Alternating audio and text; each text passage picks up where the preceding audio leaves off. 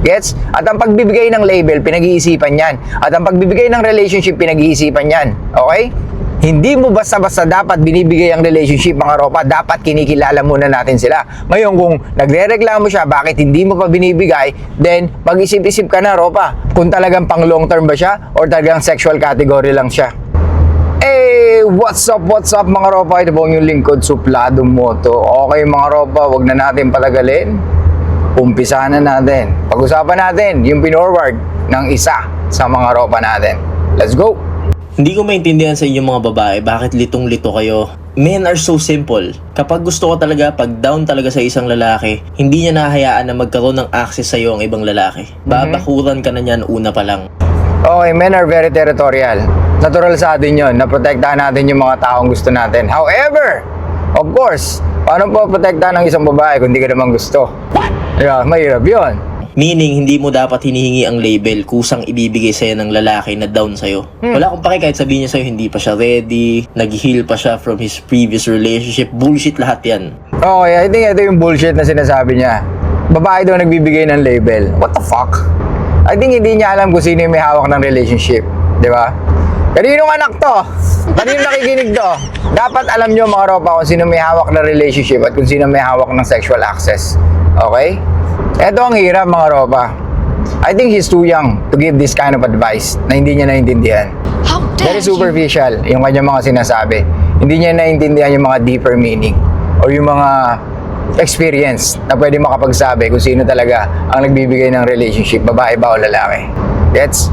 Hindi lang talaga siya down sa'yo. I'm sorry to say this. Kasi again, ang lalaki naturally competitive at possessive sa mga tao at bagay na gusto o mahal nila. No. Yung mga possessive na lalaki, yun yung mga lalaki insecure. Okay? Yun yung mga lalaki na walang pull. Yun yung mga lalaki na nanggagaling sa emotions niya. Alright? Yes, we are naturally competitive. We are very competitive as a fucking man. Gets? Yun ang naka-hardwired sa atin. At doon natin nakikita yung value natin most of the fucking time. Kung ano yung kaya natin i-provide. Kaya we need to compete. Diba? The more we compete and the more we challenge ourselves and the more we get the victory, the more na nakikita natin yung value natin as a fucking man or yung capability natin as a fucking man. That's why we as a fucking man, we are competitive. Gets?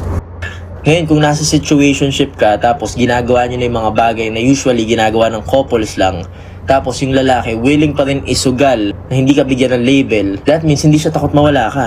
So doon pa lang that alam mo na, you should leave that situation as early as you can. Do not beg for a label. Hindi mo dapat hinihingi sa lalaki ang label kasi kayo ang nililigawan, di ba? So kayo dapat ang nagbibigay ng label. Si mga ropa. Ilan taon na kaya to? I think hindi niya alam kung ano yung sinasabi niya. Porkit yung lalaki ang nag-i-initiate, dapat yung babae nagbibigay ng label? I don't fucking think so. Ganito mga ropa, women are the gatekeeper of sex. Men are the gatekeeper of relationship. Alright? So, hindi pwede magbigay ng label lang sa babae. Kayang mamili ng babae kung sino yung kaya niyang pag-openan ng kanyang hita. Okay? Kung kanino siya mag-open ng legs, yun ang ano niya. Yun ang kayang-kaya niya. Pero sa pagpili ng relationship na gusto niya, hindi niya kayang piliin yun. Lalaki ang pipili nun. Meron tayong category, sexual category and long-term relationship category. Gets? So, yung mga sinasabi niya na yon is too fucking playing safe. Na parang sinasabi niya, wala kang dapat gawin. Parang ganun di ba? Kumbaga, alisan mo yung lalaki na yan kung di kaya magbigay ng relationship. What the fuck? Tamo kapwa natin mga lalaki, nagbibigay ng advice na parang laging advantage is puro sa babae. Parang tayo, kailangan bigay mo yung relationship agad, babae yan Di ba? Sila yung nagbibigay ng label kasi tayo nag-i-initiate sa kanila What the fuck? Saan galing yun?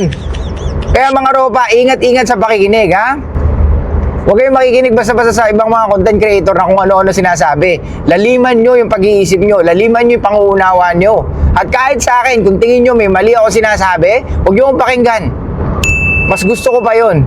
Di ba? Kaysa totally 100% maniwala kayo sa akin. You know what I mean? I-challenge nyo rin yung sarili nyo. Kasi yung mga ganitong tip or yung mga ganitong advice, maling-mali. Gets? Na parang laging pabor sa babae, kalalaking tao, laging lahat pabor sa babae yung mga binibigay. Di ba? Umalis ka dyan kung ayaw niya ibigay relationship.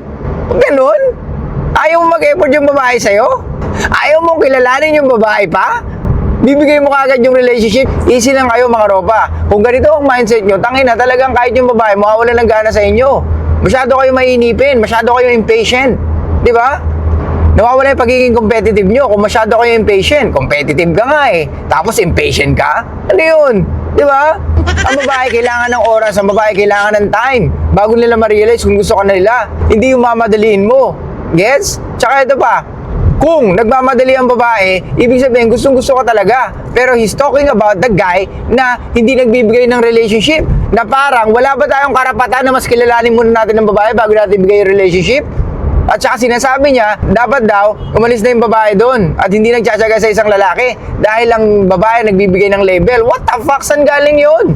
Saan mo nabasa yun? Sino nagsabi sa'yo nun? Ituro mo sa akin. Sasabihin ko sa kanyang mali siya.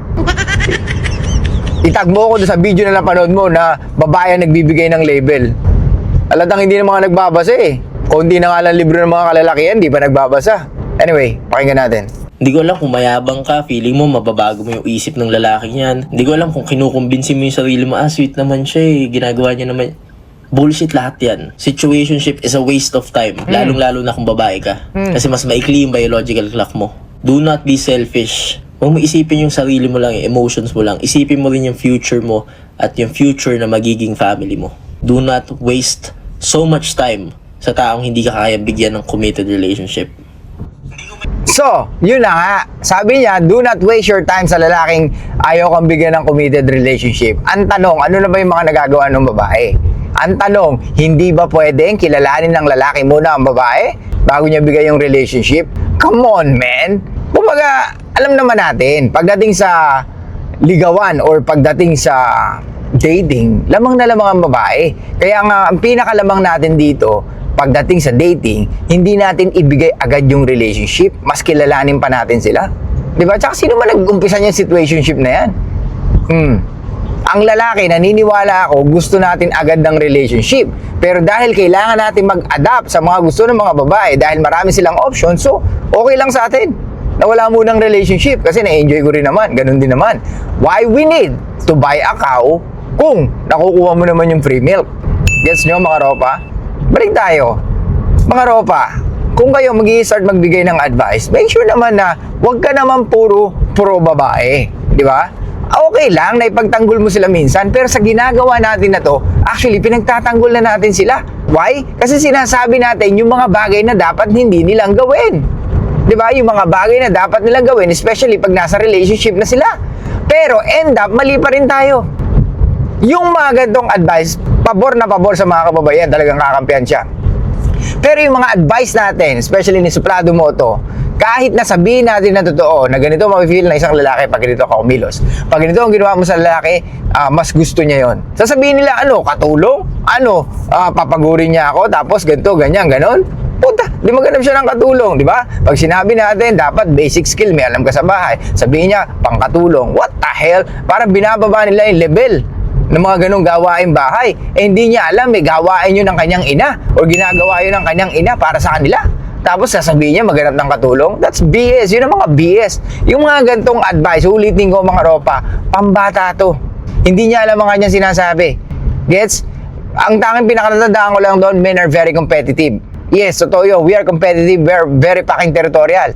Pero yung sinasabi niyang possessive tayo, no, it's not. Ang possessive na lalaki, yun yung mga insecure na lalaki. Wala dapat yung salitang possessive sa'yo pagdating sa dating, mga ropa. Diba? Competitive, oo. Pero yung maging possessive ka sa isang babae, then yun ang bullshit. Hindi ka dapat ganun. Because it shows insecurity sa atin yun. At hindi healthy yun, mga ropa, yung maging possessive ka sa isang babae. Gets? At ang pagbibigay ng label, pinag-iisipan yan. At ang pagbibigay ng relationship, pinag-iisipan yan. Okay? Hindi mo basta-basta dapat binibigay ang relationship, mga ropa. Dapat kinikilala muna natin sila. Ngayon, kung nagre-reklamo siya, bakit hindi mo pa binibigay, then mag-isip-isip ka na, ropa. Kung talagang pang long term ba siya or talagang sexual category lang siya. Diba? Isipin nyo yung mga ropa. Let's be fucking honest. Pakawalan nyo rin yung mga babae na alam nyo hindi nyo naman kayang bigyan ng relationship. Diba? Pakawalan nyo. Hayaan yung ibang lalaki yung magbigay sa kanya nun kung hindi nyo kaya ibigay. Bilang lalaki, dapat alam mo. Kumbaga marunong ka mag-decision para sa sarili mo na, okay, I'm sorry, hindi ko kayang ibigay yung relationship para sa'yo. Diba? pakawalan mo siya. Or kung nakikita mo na nag-start na siyang mag-fade away or yung unti-unti nang umaalis sa buhay mo, hayaan mo na siya, pakawalan mo. Karapatan niya yun, Ropa. Since hindi mo naman pala siya nakikita na pang long-term relationship. Di ba? Kasi pag kinulong nyo yan, kayo din may stress eh. Kahit ikaw din mismo, hindi mo pala alam kung kaya mo ibigay yung relationship pero ayaw mo naman siya pakawalan. Di ba? Kung ikaw mismo, hindi mo kaya ibigay yung relationship tapos ayaw mo naman siya pakawalan, so may incongruency. Ikaw din mismo, magulo ka. Di ba? Kaya nga ulitin ko mga Ropa, bigyan nyo ng sarili nyo ng at least 6 to 12 months, kilalanin siya. Ngayon, kung nakikita nyo talaga na karapat-dapat siya para sa relationship na hinihingi niya, then ibigay nyo. Again, mga Ropa, uulitin ko, tayo ang nagbibigay ng label, hindi sila. Alright? Tayo nag-i-initiate, oo, naghahanap tayo ng babae na pwede natin makarelasyon. Okay? Pero sila, ang babae, ang gatekeeper ng sex, hindi sila gatekeeper ng relationship. Gets? Sila naghahanap ng confident, dominant, at superior na lalaki na gusto nila sa buhay nila. Maliwanag ba, mga Ropa? Sana nagkakaintindihan tayo dyan, okay? So yung mga gatong advice, again, medyo misleading to, ha? Kaya dapat pakinggan nyo mabuti, okay? Maghanap kayo talaga ng tingin nyo na konkreto yung mga binibigay na advice sa inyo. Okay? Kahit hindi si suplado mo to, okay lang. Walang problema yan. Basta as long as matututo kayo ng mas matindi pa. Gets? Hindi yung ganitong babae daw nagbibigay ng label. Come on, man. Kaya nga sinasabi ko sa inyo, huwag kayong aamin eh. Hayaan nyo sila yung manghingi ng relationship sa inyo, di ba? Kaya nga rin huwag kayong mag-aas ng exclusivity dahil sila dapat yun. Guess yung mga Ropa? Ito yung pinaka-basic sa lahat na dapat alam mo. Men are the gatekeeper of the relationship. Women are the gatekeeper of sex. Ngayon, pag hindi umiikot dun yung mga sinasabi mo, then mali ka na kaagad. Yes, mga Ropa? Meron tayong tinatawag na sexual category at meron tayong tinatawag na long-term relationship category. Pag wala dun at hindi umiikot dun ang kanilang mga sinasabi, mali na kaagad yun. Okay? So yun lang mga Ropa. I'll see you guys next time. Show love, peace out, and be back mysterious mga Ropa.